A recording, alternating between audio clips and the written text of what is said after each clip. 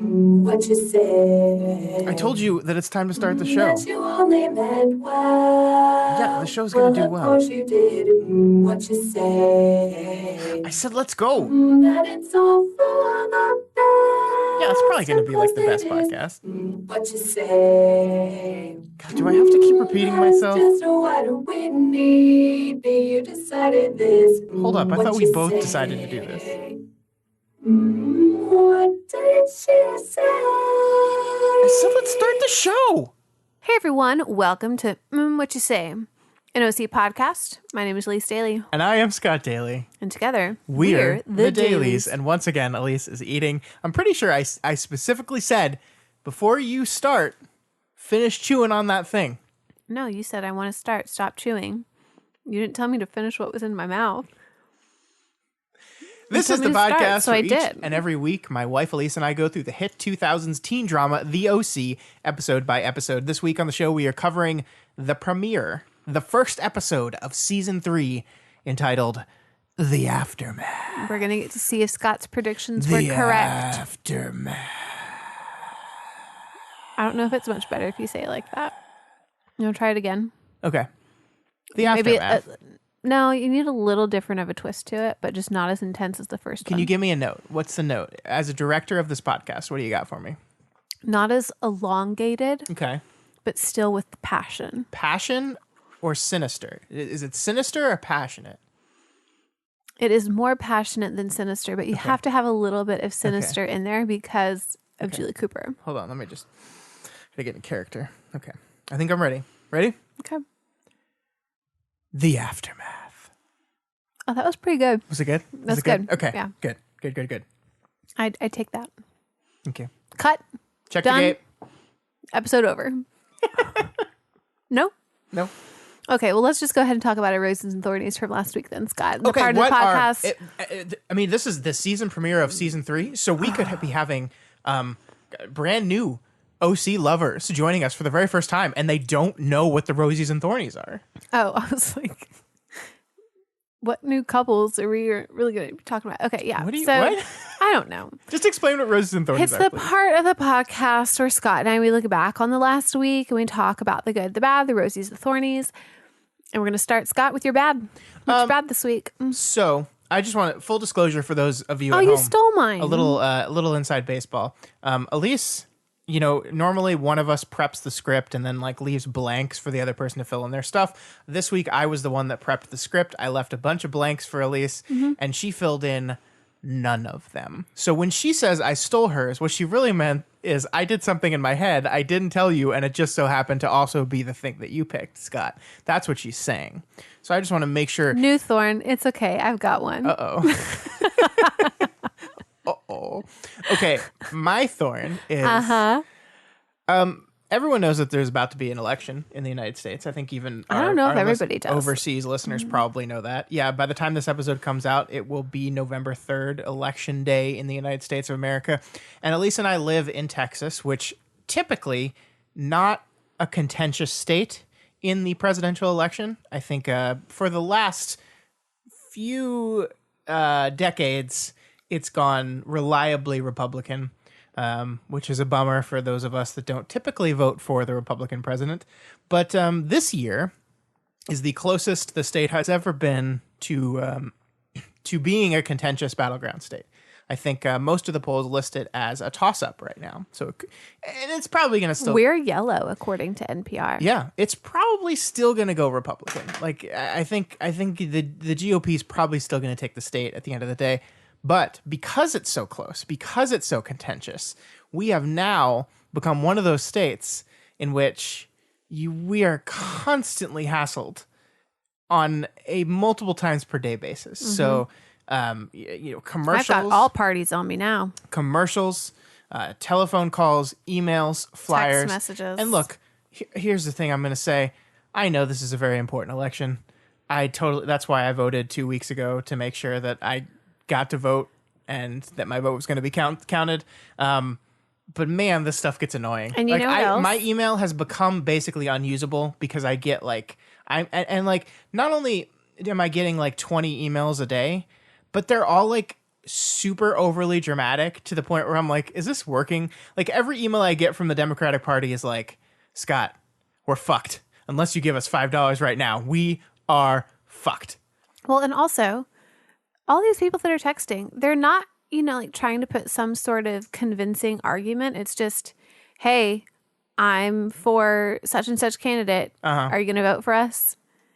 And I'm like, I've already voted and I'm super annoyed by you. And you texting me and asking me who I'm going to vote for in no way, shape, or form makes me want to vote for whoever it is that you're. I know they're just doing their jobs, but it's very annoying. And also for one day several years ago, I don't know how, but I got on my cellular telephone number got on a mailing list under your name. So I've gotten 3 texts today that have said, Elyse, have you voted yet? I'm just very sick of it. Look, I know we're all very nervous about this election. And I told you about the lady with the hands. The lady with the hands. Because yeah, because when I watch the news in the morning, that has commercials. That's the only thing that I watch is the news in the morning. I watch it on my app, and every single commercial, Scott, is about the election. You have to watch a commercial in order to get to the live stream, and it's Beto urging people to vote straight down the ticket for Democrat. And then every single other one between the television or between the news, it's all political ads. And there's this one lady, I don't even know what her name is. So her ad doesn't work on me. It's obviously not working. All it is she holds her hands. Awkward hands lady. It's like the SNL character with Kristen Wiig with the tiny hands. Only her hands are full size and she just holds them there. So is this your thorn too? I know I kind of stole it. Well, did you come up with something else? Sounds like I'm just going to go with this. Yes. Yeah. I'll just go with this. It's fine. I was going to be mean and tacky to you, and I'm not going to do that. I am so nervous about tomorrow and how everything's going to go, and I will fortunately be recording a podcast during the majority of the vote counting, although from everything I understand, it's not going to be over tomorrow, so this stress is going to continue on through the week, but man, I will be happy to not get these 7,000 emails and flyers. Like in the mail today, we got like half a dozen plus flyers. I remembered what my thorn was that wasn't tacky towards you. What is it? When we made Hocus Pocus buns, which was so much fun, I didn't pinch them correctly, and it went everywhere. You know who I blame for that? I it. blame Rosanna Pansino because she led us astray on that. So for Halloween, we made Hocus Pocus buns. What are They're delicious. Will you explain those, Elyse? So what you do is you take some melted butter and you take a mallow and you dip the mallow marshmallow in the butter. And then you take some mixed up cinnamon and sugar and you roll the butter covered mallow in the cinnamon and sugar. Which makes it stick to it. Yes. And then you take a croissant little triangle. Like the Pillsbury. Yes, the crescent rolls. Yeah. And you roll it all around the marshmallow. And then she said, all the sides that you have the openings, you just pinch those closed. Mm-hmm. So the whole thing, and then you cook it. But then when it what it's supposed cooks, to do is the marshmallow disappears. Melts and Hocus therefore pocus. disappears. So when they come out of the oven, they've got this hollow marshmallow-sized cavity in them, filled with cinnamon and sugar and melted marshmallowy goodness. They're delicious. They're so good. Except I saw you do it, and you worked so hard, and you pinched every seal. I did, and yet they still exploded, which was very sad. But we still ate them all because they were very good. They were really good. We should make them again sometime. We should, and hopefully we'll find a. You should have gotten the recipe. ingredients from the store. All we needed was the crescent rolls. Oh yeah, that's true. We have mallows, sugar, butter, cinnamon. Yeah, maybe I'll get some. Maybe get some crescent rolls tomorrow. Okay. Try again. Yeah. Hey, Elyse, you want to talk about the good stuff though? Let's be positive. Okay.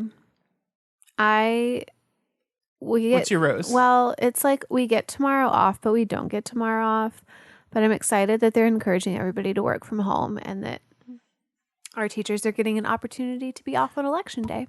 I think that's important. I really think that people should be off on election day so that they can have the opportunity to vote. So yes, as an explanation, Elise's school that she teaches at is a polling site tomorrow. And because of coronavirus, they are shutting down the school while it's a polling site because they don't want to mix. They should just do that if it wasn't during coronavirus. I understand that. I agree. It's a but security issue. You didn't preface any of this. You just started talking about it. Yeah, that's what I do. So Elise has off of work tomorrow because I don't have off. I have to work. She has to be at the school for half a day. I'm one of the 2 people that is required to be on the building. To sign a form, maybe. Yep. To maybe sign a form. Maybe sign a form. But then you're going to come home and bring me lunch. Yeah, what do you want? I don't know. What do you got? What do you got? Chick-fil-A? No. I want Schlotzsky's. Okay. I want Schlotzsky's. That's what I had today. What? I'll have it again. You had Schlotzsky's without me? Yeah, it's really close to my school. That's my thorn. How dare you? You know what I had? What? I had leftover lasagna, which was good, but it's been sitting in the fridge for a few days, and it's definitely not as good. It's no Schlotzsky's. I'll bring you some Schlotzsky's tomorrow. You're welcome. Thank you. You're welcome. And we will not watch the news together. But I know I'm going to end up watching. I'm not going to not be able to watch. You're going to have it on all day. It's fine. Yeah. Okay. You just need to make sure that you get work done. I'm probably. Let's be honest. I don't think I need to email everyone at my work and be like, so can we elections tomorrow? Can we all just agree that none of us is getting shit done? I have a meeting at noon, and I think that's all I have. And so that's you'll all. have lunch after your meeting because I won't be home before then. Wait, let me check. My meeting is at 12:30. 12:30. I don't leave until 11:30. Okay, well. And then you want me to go to Schlotzsky's to get you some lunch. Funny name. Serious sandwich. Hey, Elyse, you want to hear about my good thing? I guess so. What is I'm walking. I've decided I'm going to do. So here's what happened. Yes, do tell. I've been reading in multiple books. Like, I feel like the past 3 books I've read, they all have characters who just like go on hour-long walks every day. Mm-hmm. And I was like, I should be that kind of person. I should be the kind of person that goes on. And also, Matt, my co-host on other podcasts, he goes on like hour-long walks every day. And he hadn't been doing it lately because he's been so sick the last 2 weeks. But I think he went on his first one yesterday, and he was telling me about how good it felt. And I was like, I need to be the type of person that goes on walks every day. And I would like to get back into running, but I am so out of shape that like I need to build up to it. So like going on an hour and a half walk every day will slowly like build me up to being able to jog again. So I'm going on walks, and they've been really nice. I went on an hour and a half walk today, and I listened. I didn't realize it was that long. Yeah. I mean, I think I got home like 5 minutes before you. Oh, wow. And so it's just really nice. Like you go clear your head. Like I have a lot of anxiety because of the election and all my work, both day and doof. There's a lot of stuff going on, and it's just nice to clear my head. Well, here's the deal, Scott. What's the deal? You can only control what you can control. Well, okay. And I hate to tell you, but you can't control it tomorrow. Oh, I'm glad you just solved anxiety, at least. I did. So I felt really bad. One of the teachers, I was coming in today, and she was like, "You doing okay?" And I go, "Yeah, I'm doing okay. You doing okay?" She goes, "Yeah." She's like, "You sure?" "Yes, I have everything under control." And she goes, "Wow, how do you do that?" And I just said, "All you do is you tell yourself you have everything under control." Just lie to over yourself. and over, and then eventually you'll believe it. Just lie to yourself and it'll be fine. That is the daily way. She said, "I'm going to have to try that." The point is, walking is great. If you don't like walk, go for a walk. Go for just like a long walk. And like, it's nice. I brought an audiobook and I listened to an audiobook, but I don't think I'm going to do that every time because sometimes it's nice to just like do Clear nothing your head. and just like think. Yeah. Just think.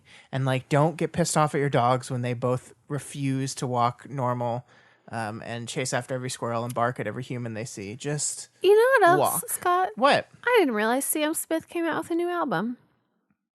Did you realize that? Your brain is a marvel. Do you want me to tell you how it got there? I don't want to know. It got there. I don't want to. I'm sure Everything it did. connected logically in Look, my head. Elyse, I don't doubt it. that in your head it goes on. But the thing you don't understand is that people can't hear your thoughts. And so when you're just talking away and then you switch subjects. Well, here's what happened. Scott goes on a walk. Scott listens to an audiobook. Oh, audiobooks can be fun. No, listening to nothing is fun. Wait, no, you don't want to have nothing. You want to have some music. Oh, yeah, music. I listened to music today when I was at work. Oh, Sam Smith came out with a new album. I didn't know that. Do you think Scott knows that? Hey, Scott, did you know that? It moves so quickly, doesn't it? I said I didn't want to know. But I think you did. I didn't. But everybody else wanted to know. And that's what's more important. They didn't. They did. Anyway, Scott, can we get over this? We're done with our rosies and thornies. Yes. We're going to move on to the episode, the main attraction. Please. Okay, this is season 3, episode 1, The Aftermath. The premiere for season 3. Written by Josh Schwartz and directed by Ian Toynton. Just a continuation of the season 2. That's the gang. For the premieres and the finales, that is the gang, and they do the work. Okay. It originally aired September the 8th, 2005. All right, on this episode of The OC, we begin with senior year starting in a few days. It has been a couple of months since the shooting. Trey has been in a coma all this time, leaving the DA impatiently waiting for his side of the story. Feeling the pressure from the community, the DA wants more information from Ryan, Marissa, Seth, Summer, and others. Meanwhile, Julie is steaming mad because Caleb's accountant won't give up the goods on Caleb's will, and Kirsten is still in rehab. Whew, what a dramatic episode of The OC. Dun, dun, dun. Elyse, what did you think of this episode? You know, the end of season 2 is so strong, and they always take a little bit of time to get their footing at the beginning of the season. I feel like every year, and this one, they don't have as long as it takes to get into season 3. It just wasn't as good as the end of season 2. You know what I mean? Yeah. Not that it was bad. It was definitely better than the season 2 season premiere. I felt like it was a little bit better than the season 1 season premiere.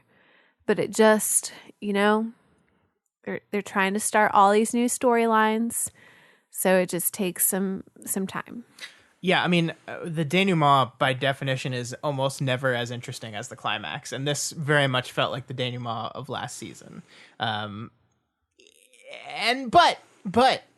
I think there's a lot of good stuff here. Yeah. I mean, there's so much potential. There was some surprising stuff here. I mean, talking about my predictions, the biggest thing I got totally wrong is Trey didn't die. Trey is not dead. And like, I should have realized that. I didn't.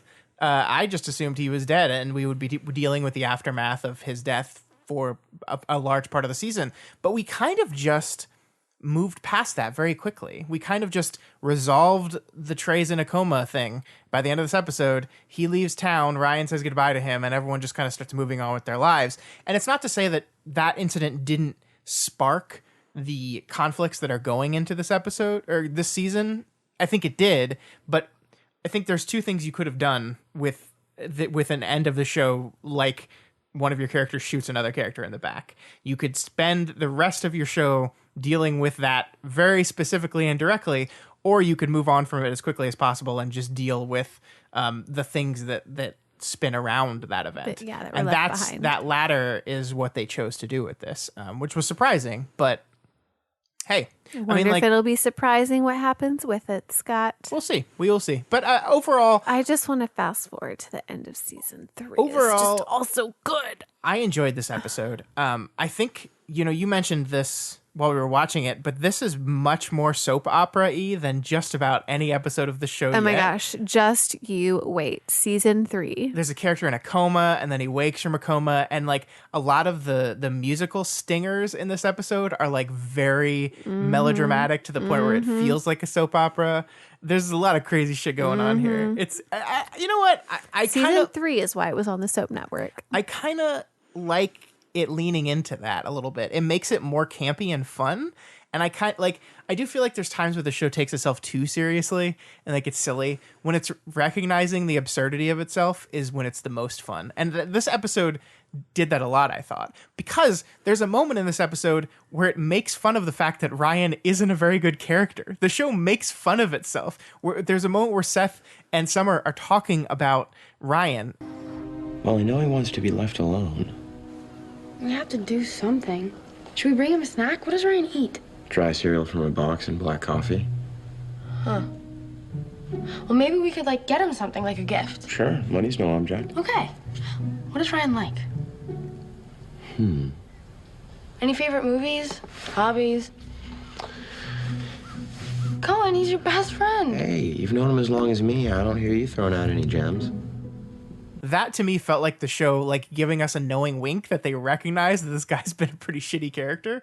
And I think it having fun with itself in that way is when I think the show is at its best. You know in when my else opinion. the show had a funny time with Ryan? What? Is when Ryan makes voices, Scott. Did you know that? No. Did you know like Ryan's a funny guy and he does impressions? There's this wonderful moment in the episode where all four of our main cast are on the beach. They're like celebrating this little wisp of freedom they have before school starts again.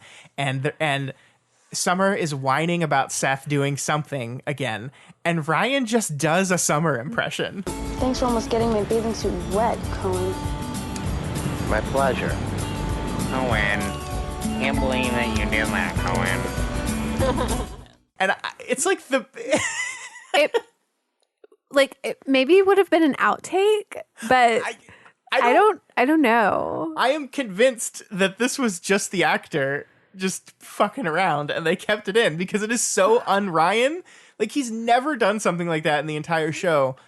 And yet I'm here for it. And if they continue to make Ryan more like that guy, maybe we have a solution to our problem. Maybe here, he's Elyse. turned a new leaf, Scott. Yeah, maybe. Season 3 Ryan. Maybe. Impressionist. Yeah. So overall, good episode, lots of good stuff. But I want to hear what was your least favorite thing about the episode, Elyse. What was your thorn about season 3, episode 1? You know how much I love Juju.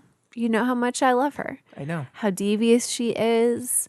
But I was just really upset that she took such a low blow at Ryan and Marissa. Yeah. Because she went to Trey and she threatened to kill Trey. Smother him with a pillow if he didn't say that his brother shot him. And then he does. I'm sorry. Is the whole smothering with the pillow thing. Scott forgot about it. And he then like loved it because he rewound it a couple times so that he could listen to the music that they play, which I'm sure he's going to insert right here. Uh-huh.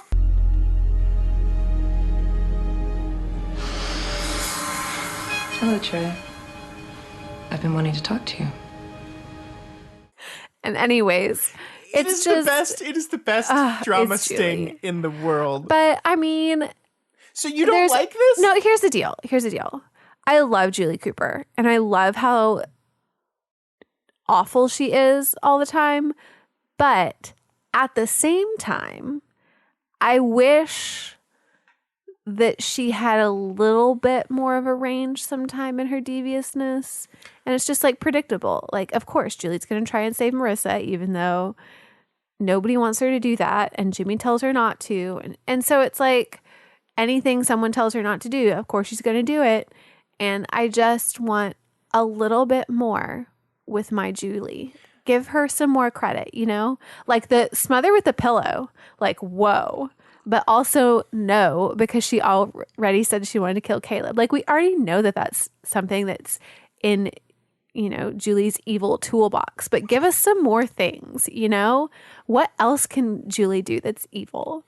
Yeah, I mean, I think the show likes to ping pong back and forth between Julie being this cartoonishly evil soap opera character and being this character that we want to empathize with, that had this hard life growing up, that is struggling, that, you know, it tries to use her feminine wiles to get ahead, but is constantly getting fucked over. And it just kind of ping pongs back and forth. And it seems like at the beginning of this season, we've reset it as she's just going to be the cartoonish villain of the season, which I guess I'm okay with. I do find it hilarious that she, like the whole scene with Trey was remarkable. And I like actually that instead of like keeping this a secret, that Marissa just immediately finds out about it and calls her mom out on her shit. And I love the conversation between Jimmy and Sandy, where like Sandy immediately knows that it was Julie. I've been trying to figure out why Trey would try to frame Ryan. You know, I know the kid's not going to be sane at any time soon, but still. The only thing I can figure, somebody paid him. But who would sink that low? only one name came to mind. Was Julie? Everybody knows it's Julie. Yeah. And that's the problem. Is like, give Julie some, let her be sneaky. Yeah. Julie's good at being sneaky. So stop doing the things that everybody knows is going to happen, Julie. Gosh. When she picked up that pillow, though, and started walking towards him, it was the best thing I've ever seen. And she closed the blinds. Yeah, she closes the blinds, Julie. and she talks her way past the receptionist. Oh, Julie, She's so we good at love being you. We don't hate you. So good at being bad. Okay, Scott, tell me about your thorn. My thorn is Kirsten Cohen is at rehab, and she's got a new friend. She does. So immediately we are introduced to a new character. We see Kirsten at rehab, and she's in the middle of a therapy session, and it seems like she's doing okay. And then the camera cuts over to this other girl watching her, and it is an actress that I recognize. So it is one of those things where whenever you see an actress that you recognize in a show, you immediately know they're a recurring character, right? Yeah. So she is played by Jerry Ryan. Do you know who Jerry Ryan is? No. She's an actress that I've seen before, and she always kind of plays these. She can in the past has played these villain type characters, and so the way. Like again, the show has gotten very soap opera-y. So the way they're shooting Charlotte Morgan is the name of the character. It seems like she's nothing but trouble. So Kirsten's storyline in this episode is that she's had a very good summer, and Don't get too far into it. she's almost ready to come home. But there's this character named Charlotte who is like, wow, you're so much farther along than me, and I would never have the strength you have to go home because those cravings for alcohol hit at 2 a.m. And I'm just like, Charlotte Morgan. Like the show is like tossing flares up into the air that say Charlotte Morgan is trouble, and I don't like it. I don't like her, and I don't like it, and there's something going on here, and I don't. She's a schemer. She's She a is schemer. You can tell that in the eyes. Yeah, she's like looking at Kirsten and like plotting something, and then she's talking to Kirsten. What do you and- think she's plotting? I don't know. She's talking to Kirsten, and then Sandy shows You have up, and no she's like, idea? and then she's like over, like in the distance, like watching them have their conversation, and you can tell, like, you can't hear what's going on in her brain, but she's like, Something's happening. I am going to make Something's happening here. I am going to make her drink alcohol again. That's what she sounds like. It's like a Ryan impression right there. So I don't like Kirsten's new friend. I don't like this Okay. girl. I don't trust her. I was immediately suspicious. You were there were. when I watched the episode. She literally is it like the way the episode starts is there's a frame on Kirsten. She's not center frame. She's off to frame right, and two people to her left in focus is this new character. And I'm looking at her and I'm like, trouble. You did. You called it. We'll see how much trouble she is, though, We Scott. will. So talk to me about your rose, though. Elyse. So my rose, you mentioned that Kirsten had made a lot of progress, and that's my rose, Scott. I am proud of Kirsten for all of the work that she has shown over the past 2 months that we saw in just this episode, and the fact that she can come home. Makes me sad that she is doubting herself and doesn't feel comfortable and ready. Yeah. But I am happy that she went to the place in order to work on herself and has made the progress. The doctor was very complimentary. Power that comes with that kind of difficult realization will be invaluable after you leave us. Are you trying to get rid of me?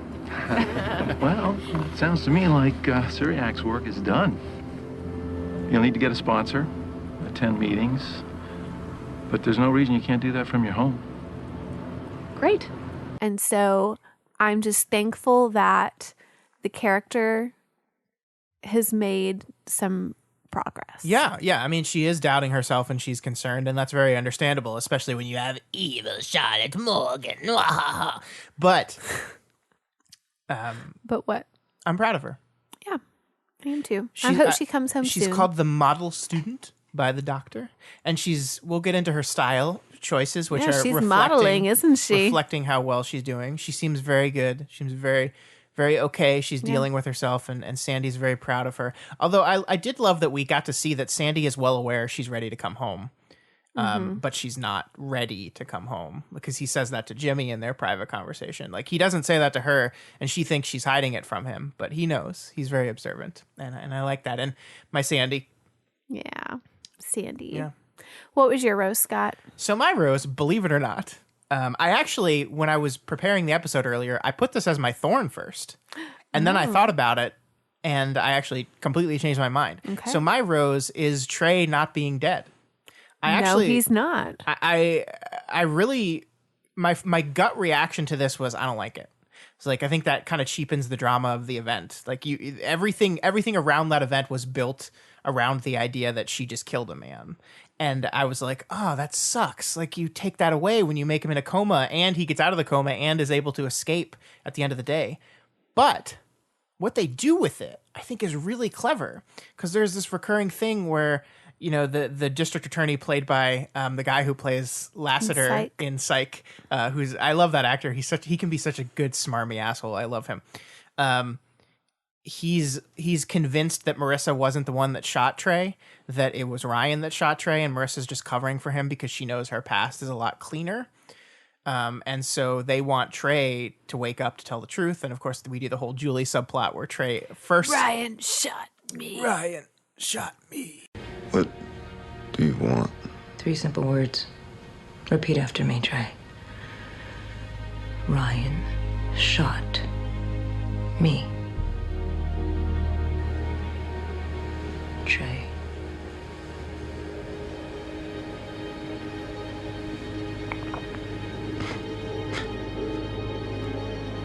Ryan shot me.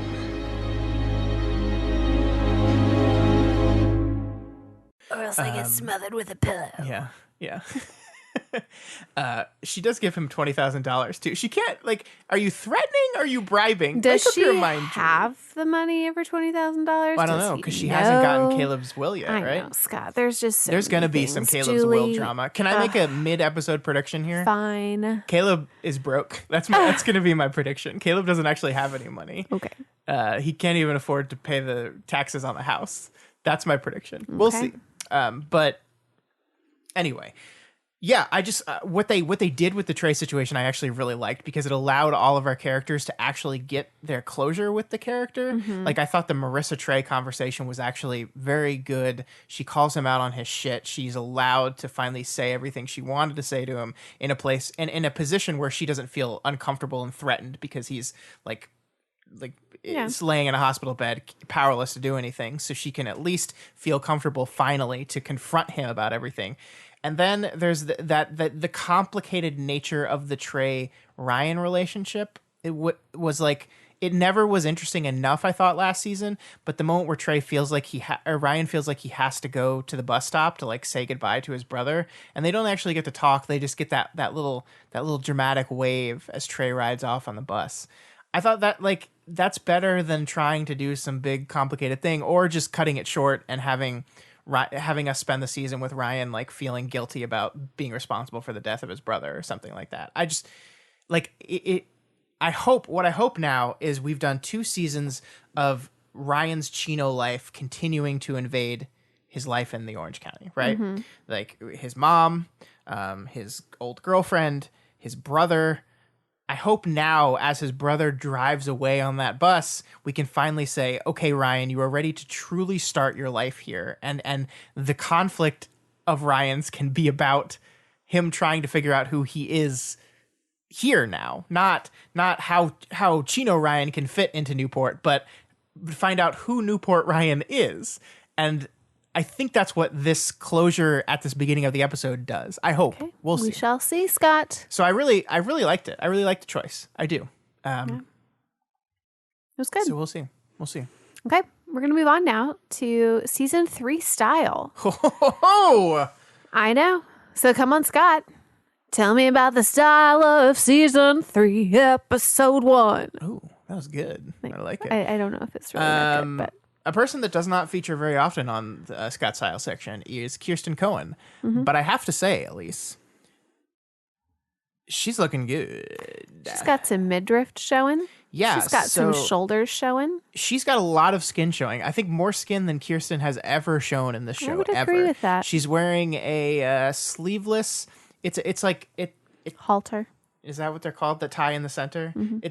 It's a halter. It ties in the center. Some of her belly showing. All of her arms are showing. And she's tan, and she's like they put her in very bright makeup. Her hair is very well done. Everything about Kirsten Cohen is screaming, "I'm doing good." Yep. And I'm not drinking alcohol. And we're proud of her.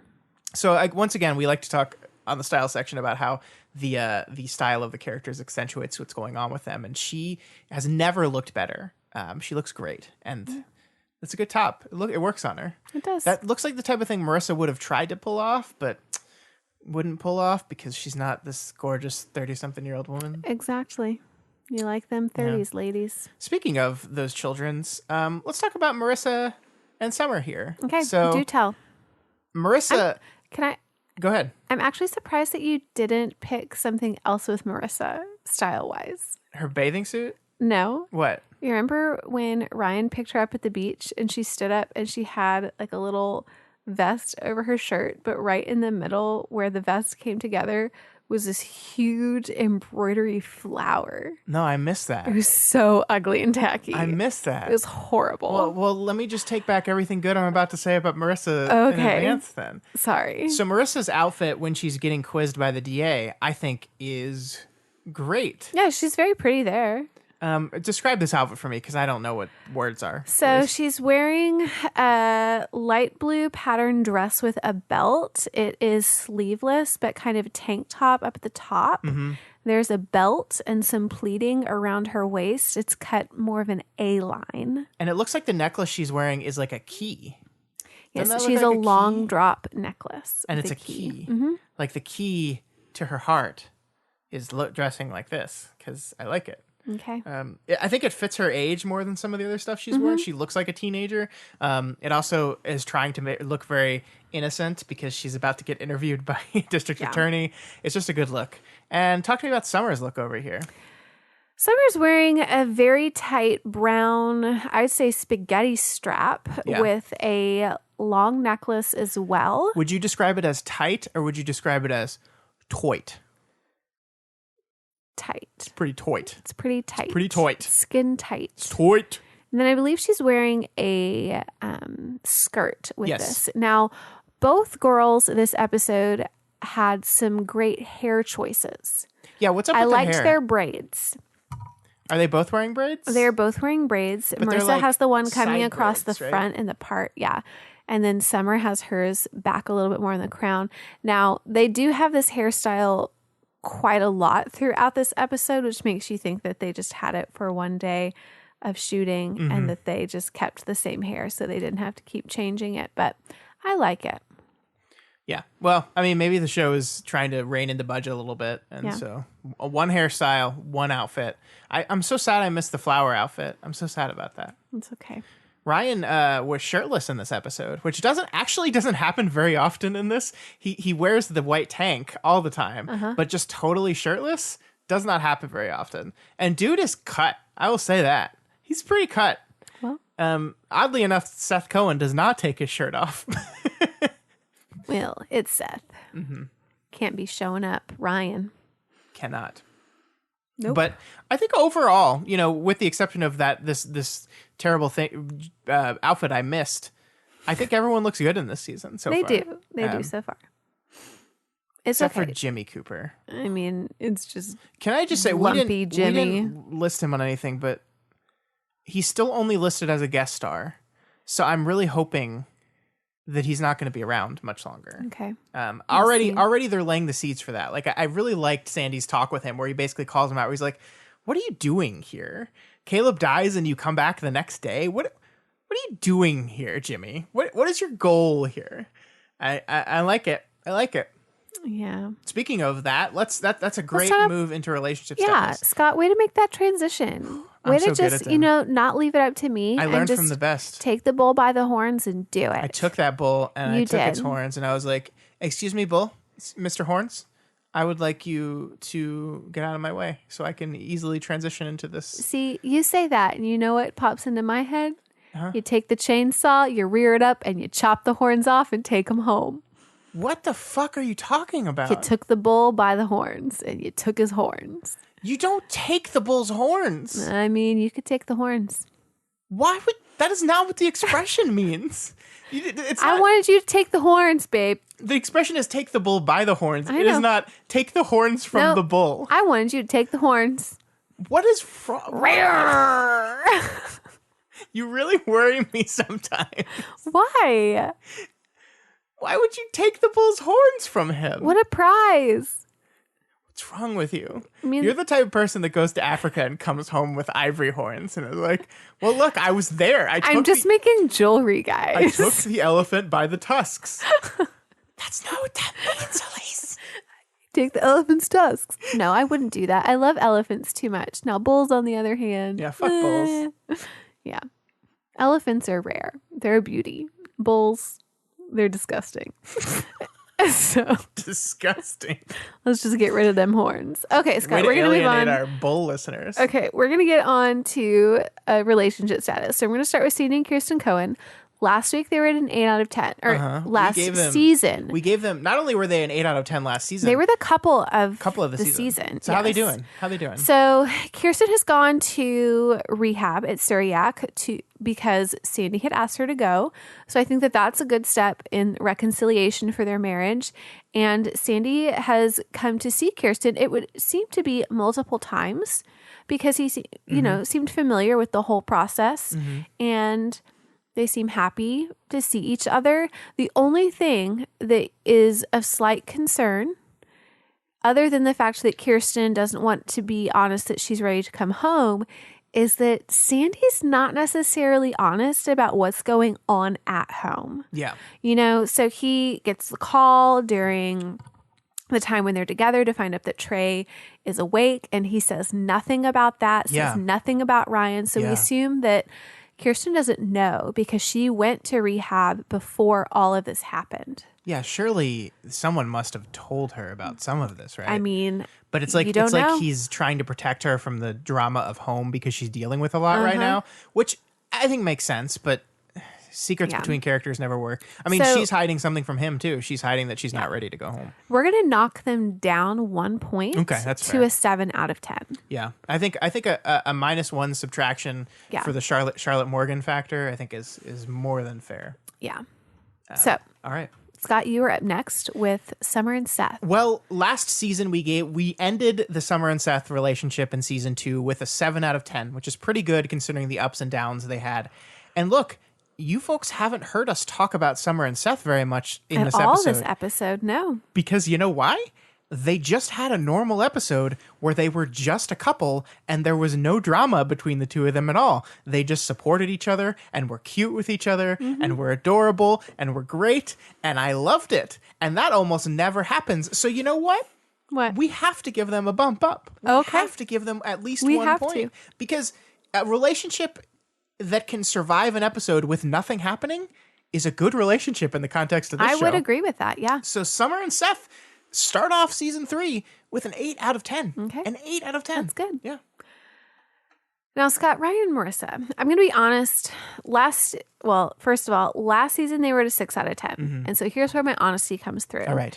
Is I'm still confused about Ryan and Marissa. Okay, what's your confusion? Well, here's the deal. At the beginning of the episode, Ryan and Marissa, there was definitely some tension between them whenever Ryan had to come pick up Marissa, and then they find out that Trey is in the coma, or Trey's still in the coma, and there was that whole thing. And the exchange was very awkward, and then they went to the diner, and you could tell that there was just like what Marissa had said earlier, there's the elephant in the room. Yeah.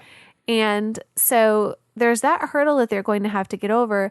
But then they all decide just to go sailing and hang out on the beach. And then they pretend all of a sudden like nothing's happening. Like they're making out. Oh, they are making out heavily. Yeah. And so are they upset at each other? Is he just letting his hormones run wild? Which, I mean, maybe so. But there's just, with the amount of tension that was there at the very beginning, you don't think that it's really going to bode well for them.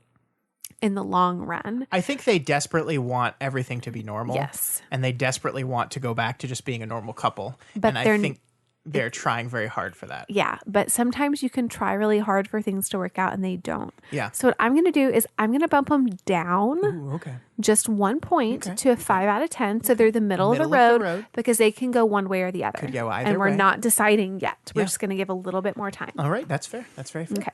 All right, last but certainly not least this week, it's funny that we're at a point in the show where there's only 4 relationships for us to talk about It's true. right There now. were once so many. Yeah, there were so many. But the last one of the week is Julie and Jimmy Cooper, the two that are trying to make it work again. We don't have a last season because we didn't count them last season, but we're going to put them back on the board, and we are going to stick them at a 5 out of 10. I think a middle of the road for them to start is probably a pretty good thing, too. We sense that they're trying, but we also get the conversation between Sandy and Jimmy leads you to believe Jimmy knows that Julie's evil, but he's trying so hard to make his relationship work that he's not calling her out on her bullshit. And I think that's a recipe for a disaster here. I think this relationship could go either way either, but I think my odds are it going into the grave once again. Probably when Julie fucking kills him, because that's what she's gonna. I want it to be a recurring beat where anytime Julie wants something, she just walks into the room with a pillow in her hand. Jimmy, let's talk. Music cue. But yeah, I think 5 out of 10, pretty fair for them, right? Yeah, that's fine. Okay, and that's it. No That's other it. All couples. Yeah, right all the now. relationships. Poor Zach. Yeah, there's no Zach in this episode. Well, they're going back to school next week, so perhaps Zach will be back once they're back at school. Yeah. But it hasn't been a good summer for him, obviously, because it doesn't seem like Summer has hung out with him at all. No summer that summer. No summer that summer. All right. Yep. All right. Well, that is it for season 3, episode 1. Okay. Next week, we are going to be talking about season 3, episode 2, The Shape of Things to Come. Any predictions, Scott? What you think I think we're going to get like a shape of what the season to come holds for our characters. Oh, Yeah, that's my big one. thought about that one a lot, didn't you? I mean, it's gonna be first day of senior year, right? So once again, I'm gonna reiterate my Marissa's sister is gonna come home thing. Oh yeah, Caitlin. So now that so they're gonna start school and she's gonna be at school. So I think we're gonna have a new character or old character but brought back in Caitlin, and I think there's gonna be some drama there. Okay. I think Zach is going to be in the episode, but maybe not for long. And I will say that something's going on with the Charlotte person, and I think we're going to get the first inklings of that. So that's my predictions for episode 2, The Shape of Things to Come. All right, Scott, we've got this next section that I think is pretty fun that we have added last season, or I say last season because, you know, this is our season 3 of Whatcha Say. Called Dear Elyse. Yes. Dear Elyse is our relationship advice section where I troll the relationship advice boards for things that I think would make a good content. And then I read those posts to you. And I don't hear them before. No. Just so everyone knows, yeah. like I have no thought. This is my immediate reaction after hearing these things. Also, you are not a professional, so don't. I'm not.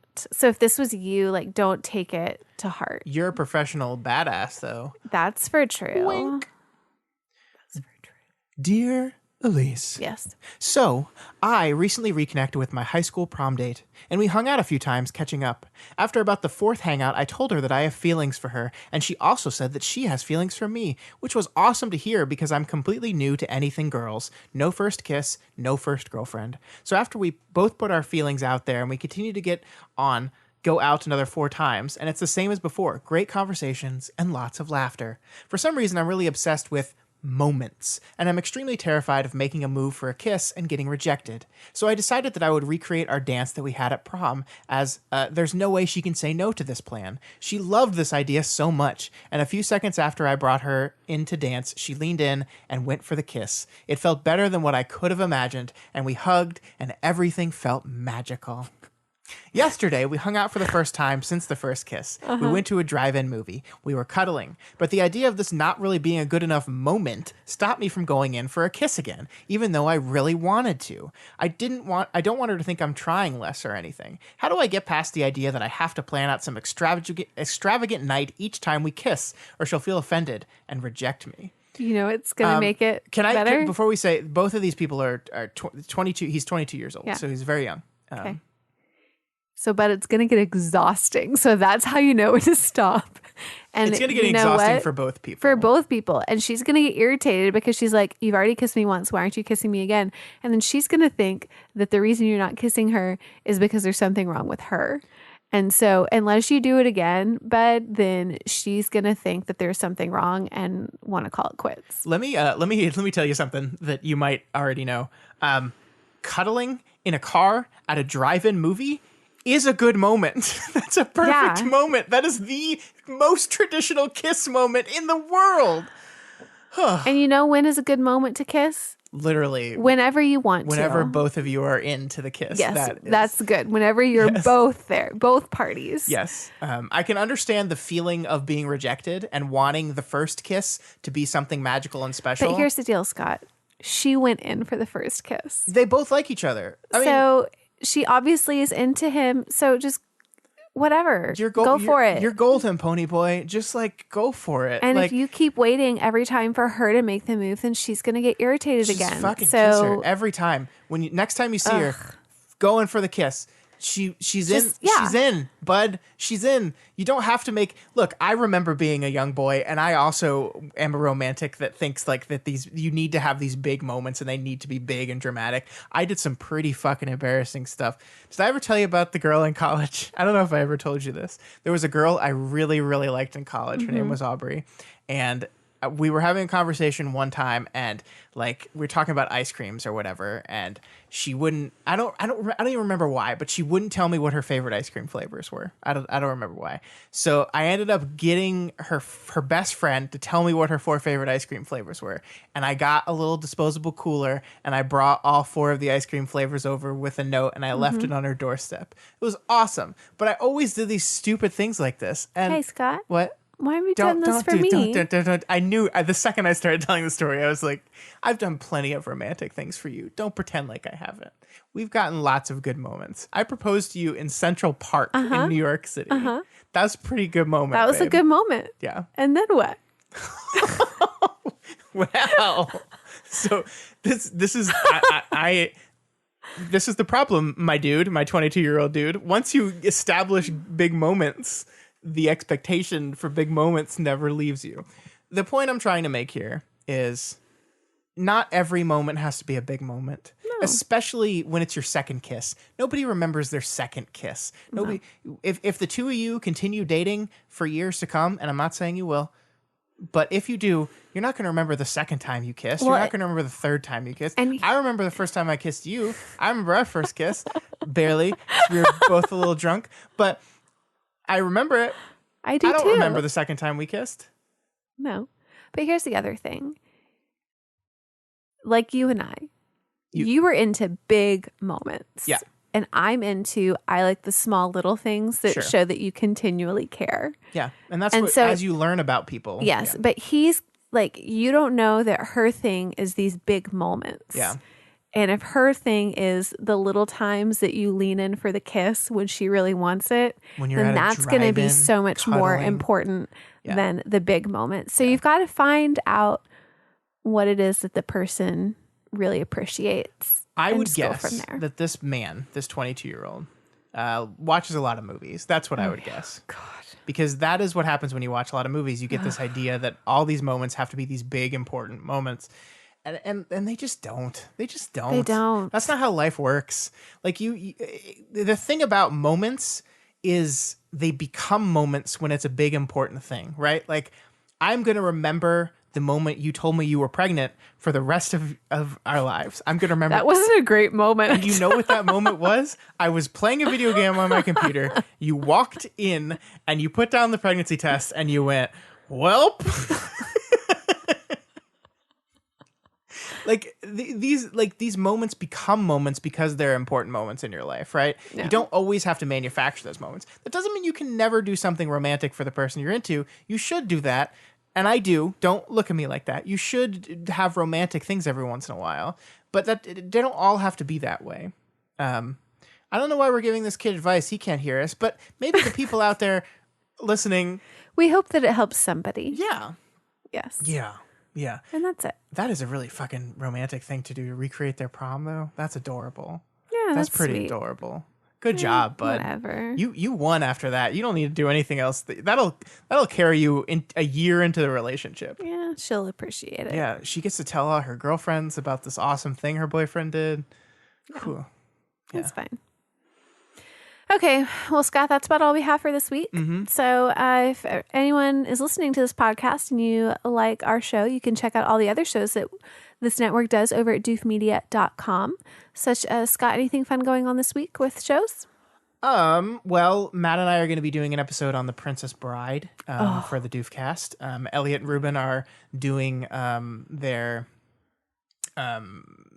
weekly podcast, Pale Reflections on Wild Bow's Pale, but they are also doing so they are doing a bonus content show, a patron exclusive bonus content show called The High Ground, which they're watching the Star Wars trilogy, the prequel trilogy, and talking about it. So they've already done episode 1.